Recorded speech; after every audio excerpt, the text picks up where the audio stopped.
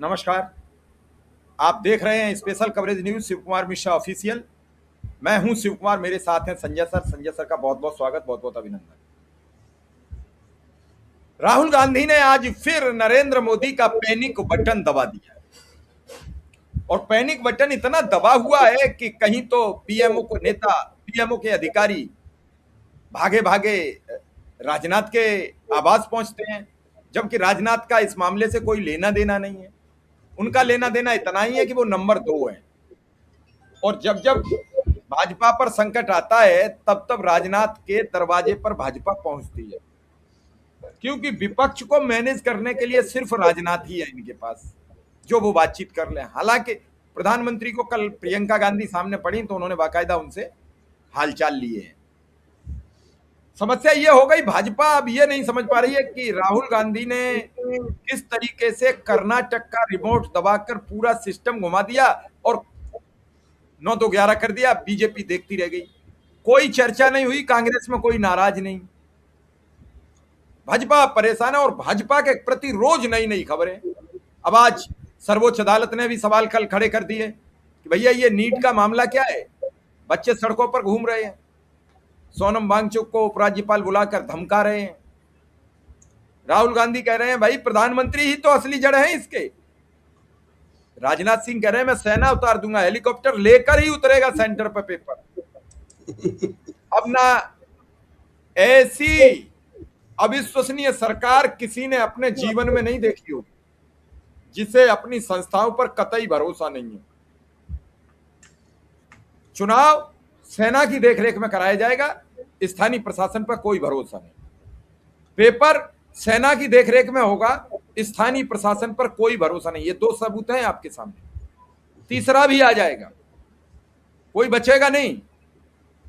तो सर फिर देश सेना को सौंप दो, फिर आप काहे को ये सब बिल्कुल क्यों चक्कर में पड़े हो। देश वाले ये तो समझ जाएंगे कि सेना का राज्य है इसलिए हम दिक्कत में हैं। हो सकता है आपसे अच्छा चला के दिखा दें जनरल, सारे कर्नल मैदान में आ जाए, पढ़े लिखे लोग हैं, वो समस्याएं समझें, अर्थशास्त्रियों से बात करें। आप तो कुछ जानते नहीं, किसी की सलाह भी नहीं मानते। तो सर क्या है पूरा मामला ये आज? एकदम सरकार की घबराहट और परेशानी दिख रही है और उसमें नैतिक अनैतिक तो पहले ही नहीं था। अब मैंने एलजी से राजनीति करवाई जा रही है, सेना से परीक्षा करवाई जाएगी और दिलचस्प ये है कि प्रधानमंत्री सब कर रहे हैं ये दिखाने के लिए। सुप्रीम कोर्ट में ये कहा गया है कि प्रधानमंत्री खुद नजर रख रहे हैं। तो वो का खबर थी, लाइव लॉ या किसी की खबर थी, तो बीजेपी की तरफ से वो एक्स पर किसी ने पोस्ट किया कि प्रधानमंत्री खुद नजर रख रहे हैं सीबीएसई वाले मामले में। तो राहुल गांधी ने उसको रीट्वीट कर दिया, उसमें कमेंट में लिखा कि प्रधानमंत्री की ही निगरानी में ये हुआ था, जो सीबीएसई की गड़बड़ी हुई है वो उनकी ही निगरानी में हुई है। तो जो मैं कह रहा हूँ कि धर्मेंद्र प्रधान तो बीच में है, सिर्फ शिक्षा मंत्री हैं इसलिए, वरना सब करते तो प्रधानमंत्री ही हैं और उन्होंने इन्हीं से करवाया होगा। तो कुल मिलाकर के बीजेपी से और फंस गई। तो इन लोगों ने ये दिखाने की कोशिश की कि नहीं नहीं प्रधानमंत्री हैं और सब शिक्षा मंत्री के ही भरोसे नहीं है, प्रधानमंत्री देख रहे हैं। और जैसा ये लोग नैरेटिव करते हैं कि अब प्रधानमंत्री ने कहा कि कुछ भी नहीं, बिल्कुल चाहे जो करना पड़े, क्वेश्चन भी नहीं होगा, सेना को लगा देते हैं। तो दिखाने के लिए, कहने के लिए बहुत बड़ी बात है कि हमने कर दिया, लेकिन उसके दूसरे मायने भी है कि बाकी व्यवस्था की क्या है और सेना ही सब काम करेगी, तो फिर सेना ही को दे दीजिए। तो इस तरह की चीजें हैं और वो सब सोशल मीडिया में है। तो मैंने सरकार की परेशानी, सरकार चारों तरफ से घिर रही है, वो सब दिखाई दे रहा है और इनके पास बचने के लिए कोई रास्ता नहीं है। ना योग्य सक्षम लोग हैं, ना इनके पास कहानी गढ़ने के लिए तरीके हैं या कुछ नया है, और सब वही पुराना सब तरीका चल रहा है और वो जो है काफी हास्यास्पद जैसा हो गया है। जैसे सीबीएसई वाले मामले में जब ये पता चल गया कि कंप्यूटर से ओएसआर, कंप्यूटर से जो कॉपी चेक करने का इन लोगों ने सिस्टम लागू किया था, जिसकी वजह से गड़बड़ हुई, तो ये बताने के लिए कि नहीं वो सिस्टम बहुत बढ़िया है और उसको हम लोगों ने उससे फायदा होगा, और अगर अभी कुछ गड़बड़ हुआ है तो इसलिए कि बड़ा सिस्टम है, नया सिस्टम है, फायदा होगा, इसलिए अभी दिक्कत हो रही है, सभी बच्चों को उसका ध्यान रखा जाएगा, सभी बच्चों को कोई परेशानी नहीं होगी। इस तरह का सीबीएसई ने अपने प्रिंसिपल्स को आदेश दिया कि आप इस तरह का वीडियो बना करके या रील बना करके वो करिए। तो रील इंस्टाग्राम पे और इस पर ट्विटर पे भरा पड़ा है, तो ये सब चल रहा है, तो दिन भर ये सब चलता रहा और इतना हल्ला मच गया उसका। हाँ, और वो हिंदुस्तान टाइम्स में उसकी खबर भी है कि सरकार ने, सीबीएसई ने प्रिंसिपल को चिट्ठी भेजी है, और वो सब ऑर्डर क्या है, कैसे है, वो सब, हालांकि उसका ये हिंदुस्तान टाइम्स ने यही लिखा है कि हमने देखा, क्या है एग्जैक्टली पूरा पूरा नहीं बताया है, लेकिन उसका मोटा मोटी बताया है। और वैसे भी जिस ढंग से एक ही तरह की चीजें हर रील में है, हर प्रिंसिपल की रील में है, उससे लग रहा है साफ साफ कि कहा गया होगा, और सब लोग एक ही चीज पढ़ते हुए दिखाई दे रहे हैं या एक ही बातें कहते हुए दिखाई दे रहे हैं। तो सरकार जो है सीबीएसई के मामले में जो राहुल गांधी का सवाल, उसका जवाब नहीं दे रही है, बहाने बना रही है कि कर्नाटक ने ये कांग्रेस की सरकारों में भी हुआ है, जो कल हम लोगों ने बात की थी। तो वो सब के बाद जो राहुल गांधी जो कह रहे हैं, सब में उसका जवाब नहीं है, और बीजेपी सिर्फ ये कहने की कोशिश कर रही है कि राहुल गांधी इस मामले को गंभीर बना दे रहे हैं, राहुल गांधी जो कर रहे हैं सो कहानी गढ़ने की कोशिश कर रहे हैं, या इसको एक घोटाले के रूप में पेश कर रहे हैं, जबकि ऐसा कुछ नहीं है वगैरह। तो बीजेपी ये सब करने की कोशिश करते हुए ही दिखाई दे रही है कि वो कमजोर है, परेशान है, और राहुल गांधी ने जो सवाल किए हैं वो बीजेपी के लिए पैनिक बटन की तरह काम कर रहा है। तो एकदम पूरा मामला वैसा ही है कि एकदम पैनिक में है बीजेपी, और बीजेपी ने हर उपाय कर दिया है। और जैसा आपने कहा, राजनाथ सिंह तभी लगाए जाते हैं जब इनको कुछ मैच्योर्ड पॉलिटिक्स की जरूरत पड़ती है, वरना इनकी जो राजनीति है वो अमित शाह वाली, वो अलग तरह की है, या योगी आदित्यनाथ वाली, या मोदी जी की, इन लोगों की राजनीति अलग है। जो पुरानी बीजेपी की राजनीति थी, कह सकते हैं कि अटल बिहारी वाजपेयी से मिलती जुलती या अलग चाल चरित्र वाली राजनीति, वो अब कुछ है तो राजनाथ सिंह ही कर सकते हैं, तो राजनाथ सिंह को भी बुला लिया गया। हालांकि जब ये घोषणा की गई है कि वायुसेना की मदद ली जाएगी परीक्षा में, तो ठीक है, रक्षा मंत्री को भी लेना ही था, लेकिन परीक्षा अगर वायुसेना करवाने लगे और वायुसेना को परीक्षा में लगना पड़े, तो जाहिर है कि मतलब पूरा सिस्टम बैठ गया है, और इस सरकार से कुछ नहीं हो रहा है। जो दिखाई देता है हर जगह, सड़क बनती है तो वो धंस जाती है, पुल बनता है तो वो गिर जाता है। अब कल खबर थी कि लखनऊ में प्लेटफॉर्म गिर गया, प्लेटफॉर्म का छत गिर गया। तो जहां क्या क्या हो रहा है, मतलब उसका हिसाब नहीं है, और इतने माफ कीजिएगा, इतने घपलों घोटालों की खबर है कि कुछ कहने लगे। तो उन सब के बीच जैसा मैंने बताया कि हिंदुस्तान टाइम्स में खबर छपी है कि प्रिंसिपल से कहा गया है कि आप रील बना करके सरकार की छवि बनाइए, या सरकार ने जो किया है उसको सही साबित करिए, बच्चों को समझाने के लिए वीडियो जारी करिए। वो तो हो ही रहा है। राहुल गांधी ने जो सवाल उठाए हैं, जो सवाल किए हैं, जिसका बीजेपी ने जवाब देने की नाकाम कोशिश की है, या कहा है कि कांग्रेस की सरकारों में भी हुआ है, वही सारे सवाल उठाते हुए हिंदुस्तान टाइम्स ने एक बड़ा सा लेख लिखा है। तो राहुल गांधी ने कल सुबह मतलब उस लेख को भी ट्वीट किया कि यह है, और उसके साथ उन्होंने लिखा कि इस टेंडर के लिए, मैंने जो ये काम हुआ है, परीक्षा कॉपी चेक करने का जो काम हुआ है, उसके लिए जो टेंडर आया, टेंडर बुलाया, और जिस टेंडर के तहत काम दिया गया है, वो टेंडर 3 बार बुलाया सीबीएसई ने, मतलब 3 बार टेंडर निकला। राहुल गांधी ने लिखा है कि पहली बार इन्होंने जो टेंडर लिखा, जो शर्तें थी, उस पर किसी ने अप्लाई नहीं किया, एक भी नहीं आई।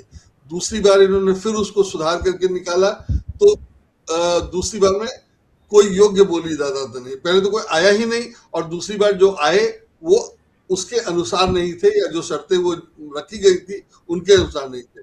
तो फिर तीसरी बार टेंडर बुलाया गया, और जब तीसरी बार टेंडर बुलाया गया तो उसमें शर्तों में इतनी ढील दी गई कि जो कंपनी सेलेक्ट हुई है वो सेलेक्ट होने लायक हुई, वरना जो शर्तें थी उसमें वो भी नहीं सेलेक्ट होने।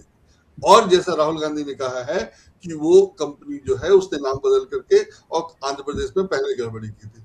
ये लोग कह रहे हैं कि आंध्र प्रदेश में वो जब वहां थी तो यहाँ करने में क्या दिक्कत है, लेकिन जब वहां गड़बड़ी कर चुकी थी तो यहाँ आप उसको क्यों रखेंगे, इसका जवाब नहीं है। और वैसे भी कांग्रेस ने रखा था तो इनके ये रख लेंगे, ये कोई जस्टिफिकेशन नहीं हुआ। और कांग्रेस ने जब रखा था तो उसकी गड़बड़ी नहीं मालूम थी, और उसकी गड़बड़ी मालूम होने के बाद आपने रखा है, तो उसको आप इस आड़ में जस्टिफाई नहीं कर सकते कि कांग्रेस ने भी रखा। हालांकि कांग्रेस ने रखा नहीं रखा वो अलग मामला है, वो चेक किया जा सकता है। और इन लोगों के मामले में कुछ लोगों का कहना है कि नहीं, वो कांग्रेस के समय नहीं हुआ था, तब दूसरी सरकार थी या जो कुछ भी। तो हालांकि वो महत्वपूर्ण नहीं है, फिर भी ये लोग बार बार कह रहे हैं, तो वो अपनी जगह है। राहुल गांधी के आरोपों से बचने के लिए या उसको जवाब देने के लिए या राहुल गांधी को डिमीन करने के लिए अमित मालवीय ने एक लंबा चौड़ा एक्स पर एक लंबा चौड़ा पोस्ट लिखा है। उसमें लिखा है कि ओएसएन की शुरुआत को लेकर घोटाला साबित करने की कोशिश की जा रही है, आरोपों का जवाब देने की बजाय वे कहानी सुना रहे हैं। लिखा है कि 2014 में ही इसकी अवधारणा बननी थी कि कंप्यूटर से मशीन चेक होगा या स्कैन कॉपी को चेक किया जाएगा, इसको चेक नहीं किया जाएगा, डिजिटली किया जाएगा।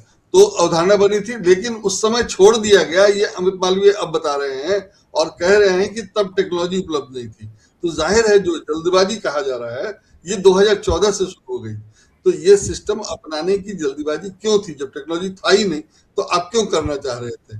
और जब हो जाता सब जगह तो और बाकी सीबीएसई सबसे बड़ी संस्था नहीं है, यूपीएससी वगैरह भी परीक्षा चेक करती है, जहाँ ये होते हैं अपना क्या कहते हैं ऑप्शनल होते हैं सवाल, एबीसीडी लगाना पड़ता है, वो कंप्यूटर से चेक किया जाए तो ज्यादा आसान होगा, डिस्क्रिप्टिव के लिए मुश्किल है।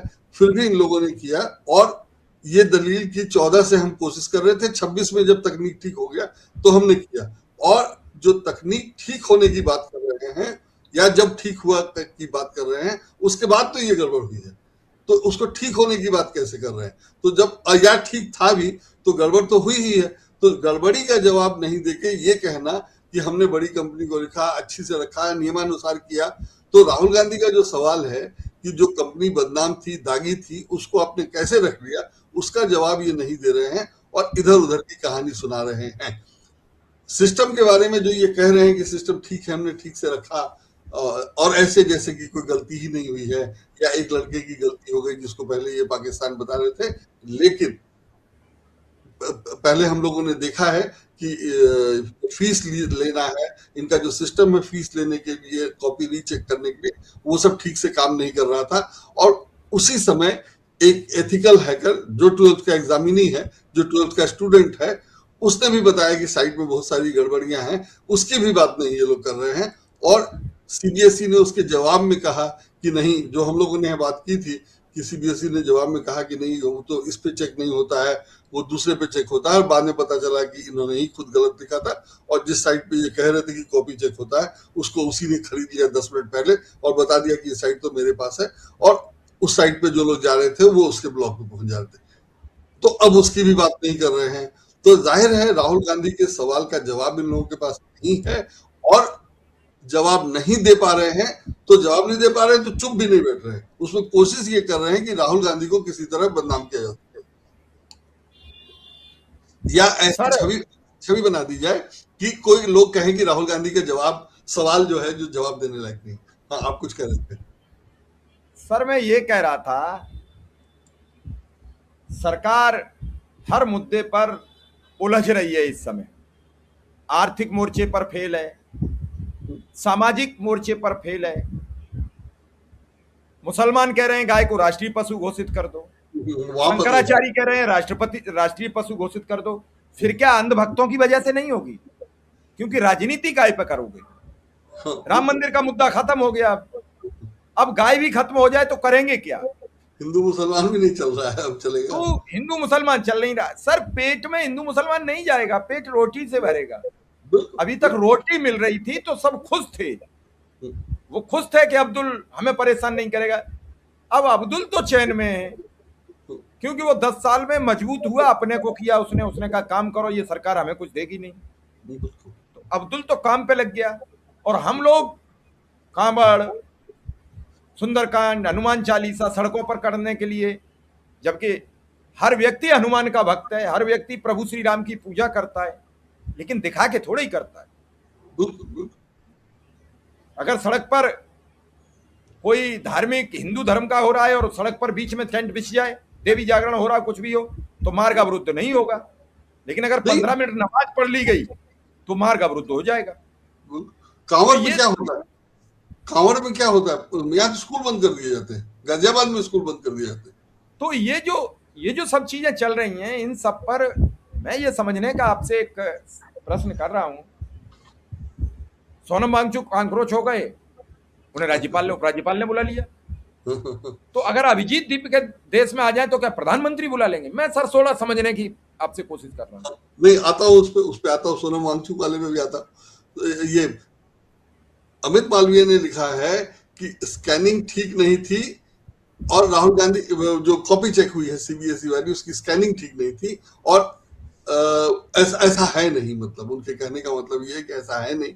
और लेकिन अखबार में खबर छप चुकी है कि स्कैन की हुई कॉपी धुंधली थी और धुंधली कॉपी को ही चेक किया गया। दैनिक भास्कर में खबर थी कि 2 दिन के एक्स्ट्रा काम से बचने के लिए धुंधली कॉपियों को भी जांच किया गया और उसमें जैसे तैसे जो कुछ भी नंबर दे दिए गए और शिक्षकों पर भारी दबाव था कि जल्दी कॉपी चेक करके दें और कॉपी चेक करने का काम देरी से शुरू हुआ था, वगैरह वगैरह। ये सब तो है। ये वाला जो है सोनम वांगचुक वाला मामला, सोनम वांगचुक वाले मामले में जो सोनम वांगचुक ने बताया है, जो वीडियो जारी किया है, उसके अनुसार सोनम वांगचुक को और उनकी पत्नी को एलजी ने बुलाया। एलजी अभी वही है लद्दाख में जो विनय सक्सेना दिल्ली में थे और विनय सक्सेना के जरिए सोनम वांगचुक को राजनीतिक तौर पर टाइट करने की, मतलब वहां बाकी जगह तो अब्दुल को टाइट किया जा रहा है, यहाँ सोनम वांगचुक को जब जरूरत पड़ी या जो भी सरकार का विरोध करता है उसको छोड़ा नहीं जाता है, उसको टाइट किया जाता है। सोनम वांगचुक पे पता नहीं ऐसी ऐसी धाराएं लगा दी गई, प्रदर्शन हुआ, ऐसी ऐसी धाराएं लगा दी गई कि उनको सीधे जमानत नहीं मिली। 6 महीने लगभग 170 दिन वो जेल में रहे और 170 दिन में जेल में रखने के लिए सरकारी वकील हर तारीख पे पेश होते थे और हर बार कहा जाता था कि सबूत है, वीडियो है, सीडी है, पता नहीं क्या क्या है, और सब किया गया। और जब उसको दिखाने का समय आया या जब लगा कि अब बचेगा नहीं, अब कोई रास्ता नहीं है, सबूत जो है उसको दिखाना पड़ेगा, नहीं तो कोर्ट को बेल दे ही देगी और कोर्ट बेल दे दी क्यों, या यह सबूत दिखाते जिसको कहा जाता कि ये सबूत में दम नहीं है, तो उससे पहले सरकार ने मुकदमा वापस ले लिया या उन पे जो आरोप लगाया था वो वापस ले लिया। तो ऐसे सोनम वांगचुक को परेशान किया गया, जेल में रखा गया और सरकार ने पूरी ताकत लगाई। सॉलिसिटर जनरल जो जनता के पैसे से वेतन पाते हैं वो इनके खिलाफ काम करते रहे, इनके खिलाफ दलीलें देते रहे और ये परेशान रहे। तो उस सोनम वांगचुक को बुला करके इन्होंने, एलजी साहब ने बातचीत की और बातचीत करने के बारे में सोनम वांगचुक ने कहा है कि उन्होंने मुझे बुलाया ऐसे जैसे कि मैं उनके लिए बहुत जरूरी हूँ या मुझसे वो अच्छी बात करना चाहते हैं, वगैरह वगैरह, या सामान्य बात करना चाहते हैं सरकार की तरफ से, जो कुछ भी है। मैंने उनको अच्छे माहौल में बुलाया और ये नहीं समझ रहे थे कि वो इनको धमकाने के लिए बुला रहे हैं। मोटा मोटी इन्होंने धमकाया, लिखा है कि हमने धमकाया और ये ऐसा लिख रहे हैं कि जब उन्होंने ऐसा कहा तो मुझे हंसी आ रही थी और कहा कि आप ऐसे मत करिए, ये मत करिए, वो मत करिए। तो मैं ये या कॉकरोच जनता पार्टी के बारे में कहा कि वो तो पाकिस्तानी है, तो उन्होंने कहा कि ये उसी से कह रहे थे कि जिसको इन्होंने पाकिस्तानी पहले कहा, तो हम ही को पाकिस्तानी कहा था, अब हम ही को कह रहे हैं कि कॉकरोच जनता पार्टी पाकिस्तानी है। तो इस तरह की बातें सब इन्होंने कही है। और एलजी का, जैसा मैंने बताया कि एलजी पे एक मारपीट का केस है मेधा पाटकर से 2002-2000 का, और वो उस मामले में कोर्ट ने इनको वो दे रखा है, सुनवाई को रोक रखा है क्योंकि ये संवैधानिक पद पर है। तो इनको सरकार ने संवैधानिक पद पे बैठाया है, इसलिए उस मुकदमे से बचे हुए हैं और संवैधानिक पद की प्रतिष्ठा का ख्याल छोड़कर ये राजनीति कर रहे हैं। और जाहिर है अगर सोनम वांगचुक से राजनीति करना था, उनको समझाना और धमकाना था, तो ये एलजी का काम नहीं है और एलजी को नहीं करना चाहिए था या एलजी से नहीं करवाया जाना चाहिए था। और एलजी से करवाने या किसी से भी करवाने का कोई मतलब नहीं था जब वो 6 महीने जेल में रह के आए।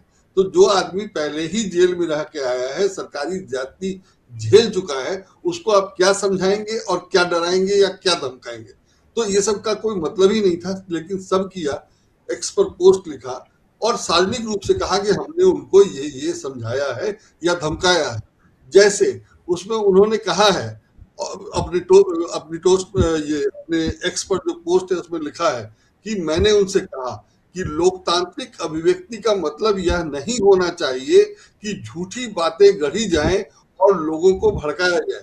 मतलब अभी भी सोनम वांगचुक पे यह आरोप लगाया जा रहा है, और अगर वो गढ़ रहे हैं या भड़का रहे हैं तो जो कार्रवाई आपने की थी कीजिए। केस क्यों आपने वापस ले लिया? केस आपने वापस लिया और बुला के धमका रहे हैं। उन्होंने स्वीकार किया, ये एलजी लिख रहे हैं कि उन्होंने मतलब सोनम वांगचुक ने स्वीकार किया कि लद्दाख की स्थिति की तुलना मणिपुर से करना उनके फैसले में एक चूक थी। तो लद्दाख की नहीं गए, लेकिन मणिपुर में सरकार को क्या बोलना है वो तो बोले। तो वो सरकार नहीं बोलेगी नहीं, ठीक है, वो एलजी का काम नहीं है। और सोनम वांगचुक को अगर कह रहे हैं कि उनको नहीं बात करनी चाहिए तो नहीं करें, लेकिन क्यों नहीं करने वाला मामला है। और तुलना कैसे करा, क्या करा, वो अलग मामला है। सोनम ने कहा, उन्होंने यह भी कहा कि उन्हें माने सोनम वांगचुक ने कहा कि कॉकरोच पार्टी की शुरुआत के बारे में पक्की जानकारी नहीं है और वे इसके संस्थापकों के इरादों का अध्ययन करेंगे और अगर जरूरी हुआ तो अपने रुख पर दोबारा विचार करेंगे। मोटा मोटी यह है कि एलजी ने सोनम वांगचुक को बुलाकर धमकाया कि आप जो है कॉकरोच जनता पार्टी का साथ मत दीजिए, उसका समर्थन मत कीजिए।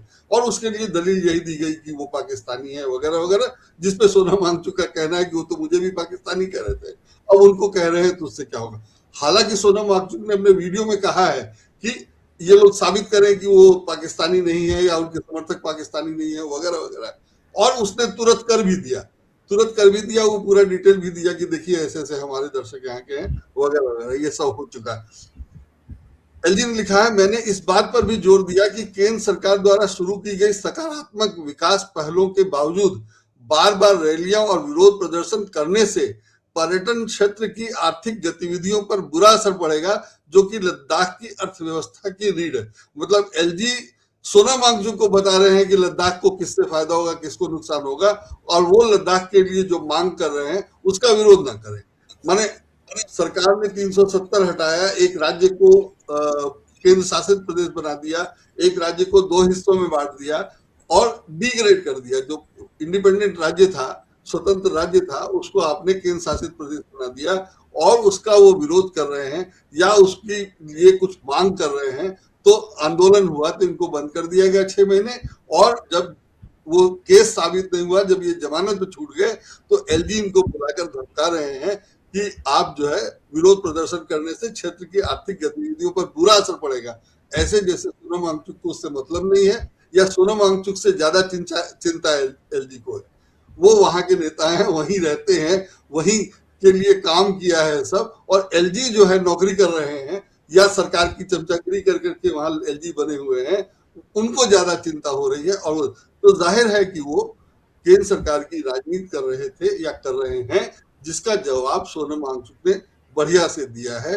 और मुझे लगता है कि ये इनकी राजनीति जो है बीजेपी की, कि एलजी के जरिए सोनम वांगचुक को कंट्रोल करो, राहुल गांधी कुछ आरोप लगाएं तो इधर उधर की कहानी करो, जो ये लोग करते रहे हैं अभी तक वही कर रहे हैं, वही कर रहे हैं अभी भी।